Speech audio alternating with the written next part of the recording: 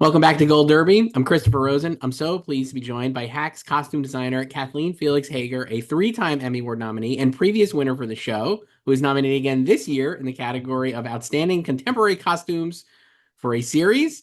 Kathleen, first of all, congratulations on this nomination. You're third now for Hacks. Does it feel any different this time compared to the previous two?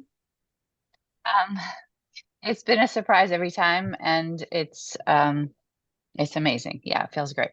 What was when you find out you're nominated? What's like the first thing you do? I guess.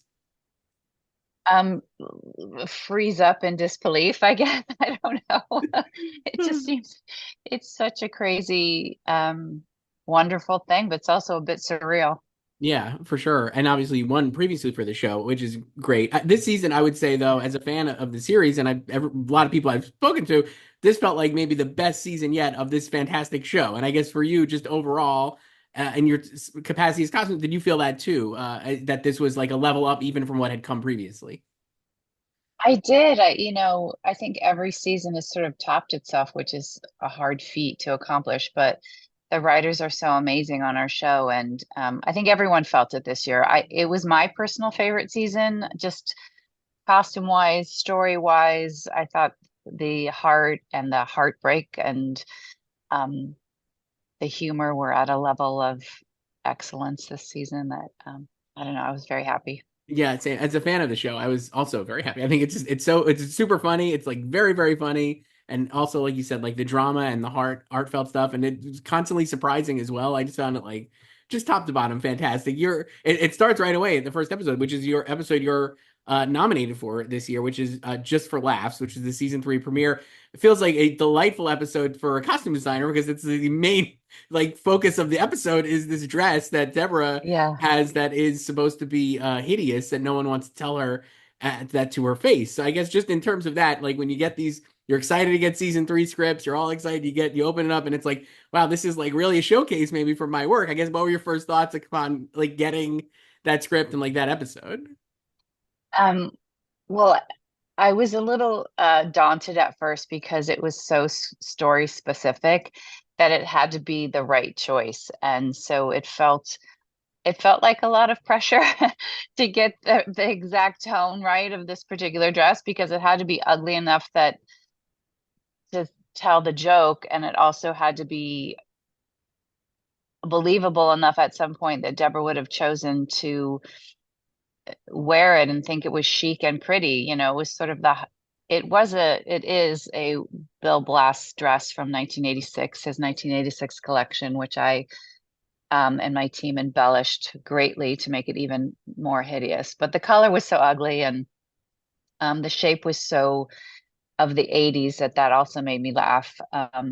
But I think I think it fit all of the boxes, everything it needed, all the boxes it needed to tick to tell the story. So I was quite happy with it. It feels like you're saying like that tightrope walk is really like because it has to be not a great dress or not look like a but you have to also like you said believe that at some point maybe it was or maybe Jean would think it or Deborah would think it was and like I guess like did you have to find Yeah. like did you go through a lot of different options of that Bill Blass dress or was it always that kind of like how did you find this specific dress I guess. Um, I actually found the dress on the Real. I bought it before we started production, just because it just on the page it just was hideously ugly and funny to me. Just the color also yellow is a hard color to wear.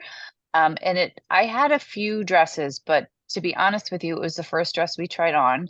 Hmm. And uh, Jean and I both, Jean was like, why should we go any further? This is just the dress. Like, and it actually looked very pretty on her. It was very flattering on her figure. And when she came out and did her catwalk, she really sold the fact that she felt good in this dress. So that even helped the humor of the moment and of the scene. And yeah, and our showrunners obviously they had to sign off. They liked it too. So I It's such thought a it was yeah it's I thought it fantastic. was fun. Yeah, it really is. It's such a great look, and it's like, I mean, I guess you mentioned like you added embellishments. Like, what did you add like to the dress that you had found? We added like there was a bunch of tulle that went around her neckline, her shoulders, all of that sort of twirly horsehair that went on the bodice and down the skirt. We added all of that. Um, we just wanted to highlight its hideousness, I guess. Right. So the episode also has like we get to go to her Deborah's like warehouse, a Costco for dresses. It looks like it's just like a Yeah. warehouse of so much stuff. I guess so that also I would imagine had to be like really fun and challenging. Or maybe like how did you kind of fill up the racks with all these dresses and stuff? That was a huge collaboration between production design, set decoration, and our department costumes. So it was a big empty warehouse that they racked out. And so we provided a lot of the costumes and then gave them guidance about the tone of things that should be hanging in there. And all the mannequins were dressed in things that Deborah had worn on the show. So that Oh, was sort of a fun little that's cool. piece to Yeah. be a part of that show. That also was an amazing visual. Yeah, it's really, really great. I want to, I kind of asked about a non-ugly dress. So in the beginning of this episode, we have Deborah like at like her height, right? She's at like the Time 100 gala and she looks great. And I guess like, how did you kind of think about I want to ask this too about Ava after this, but I guess like in terms of Deborah, the season takes place a year after what we've seen in the second Mhm. season finale. So she's had a year of growth or at least a year of success. And I guess how did you think about that? How that would change her wardrobe for like that Time 100 gala and like what she would wear to an event like that versus maybe what she would have worn to that same event like a year previously.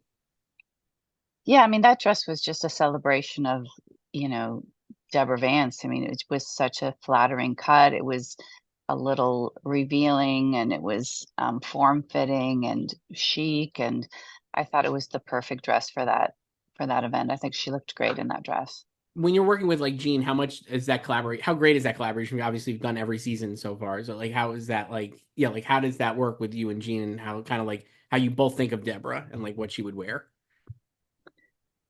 I think Gene and I clicked very early about what the aesthetic of Vance would be. So we just have a blast in the fittings. Like it's just a a party in the fitting room.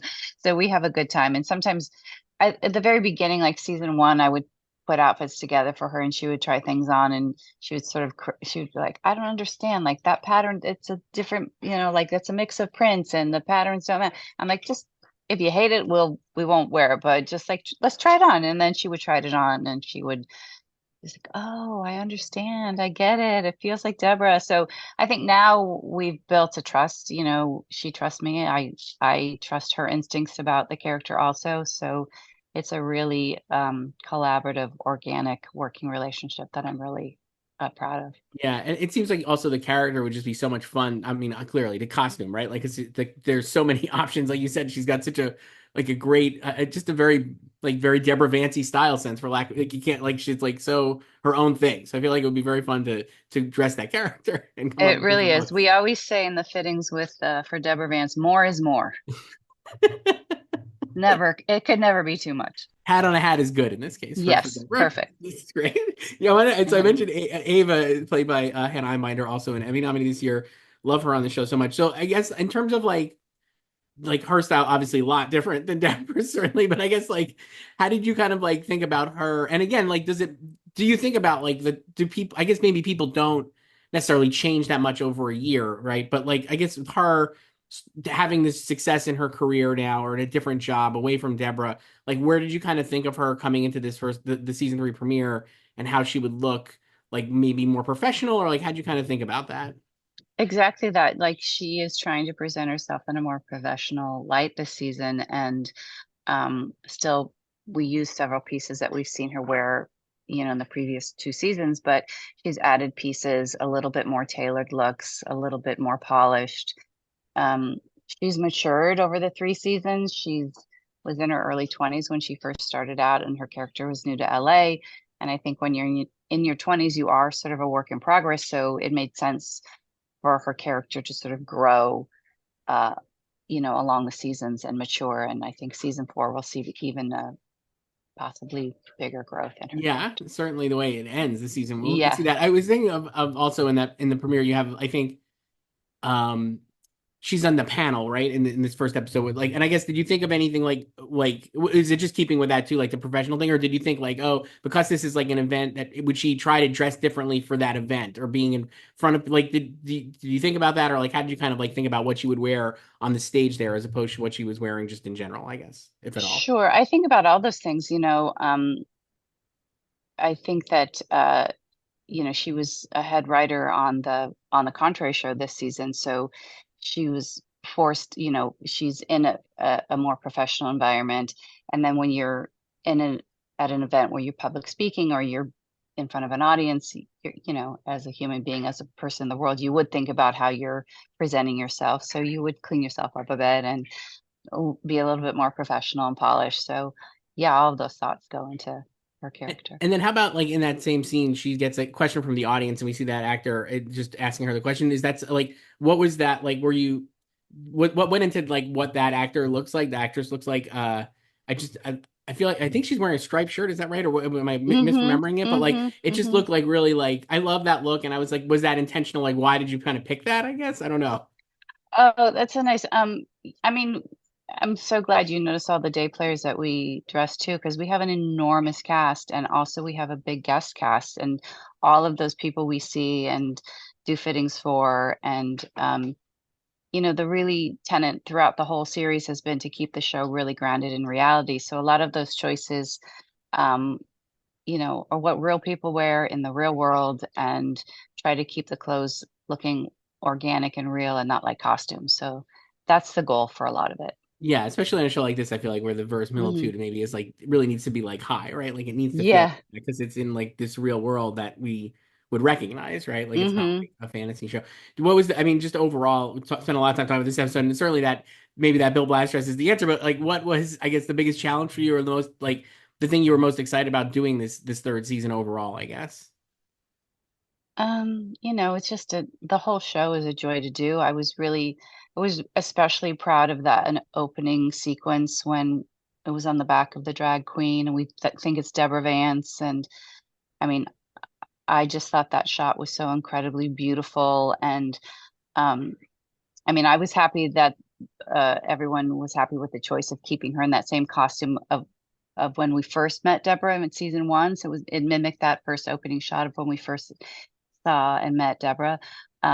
But that shot was really fun to do because you had to we dressed the drag queen. You had to believe it was Deborah from the back, and then all of those extras and all of those people in the casino we fit, and all of those people, like it was a big choreographed dance with the camera and the extras, and then the drag queens at the end when we see that big reveal, all the Deborah Vance drag queens. I just thought that was a blast, and I loved that shot so much. I love It that scene. it's such a great way to start the season, and it's really Yeah, you really get fooled, right? As a viewer, you're like, oh, that's gonna be different. It's not. It's so great, and like you said, I yeah. just think it's fascinating to think about like how much work you have to do, like doing dressing an entire casino floor like that and making it feel like everything is like very real, right? Like, and then you're just kind of not in a TV show at that point, right? You're just like in this real world. I think is like really Yeah, impressive. there was a lot of little vignettes that Lucia was, there was a bachelorette party and people celebrating, at the roulette wheel. So there was all these other little visual stories going on in that shot. So it was really fun to do. Yeah, and I guess like you said, for season four, I'm sure you're coming back for season four. I'm very excited. I can't imagine you would say anything that's going to happen, but I guess just in general, are you like, what would you say, or can you, what are you excited about going back? I'm sure you are. And like, what is your goal? I guess Mhm. for you personally, maybe for season four. I don't know, like just to live up to the first three seasons. I guess I do. I have had the pleasure of reading the first few scripts, and I mean, I'm a fan of the show as well as a viewer. So when I get the scripts, I get excited to see where these characters are going, and it's going to be a fun ride. Yeah, I am looking forward to taking it. Yeah. Kathleen Felix-Hager, Hacks costume designer, like I said, a three-time Emmy Award nominee and a winner and a nominee again this year in the category of outstanding contemporary costumes for a series. It was so great hearing you talk about this show and this your episode and everything about this nomination. Thank you so much for doing this. Thank you for having me. I appreciate it.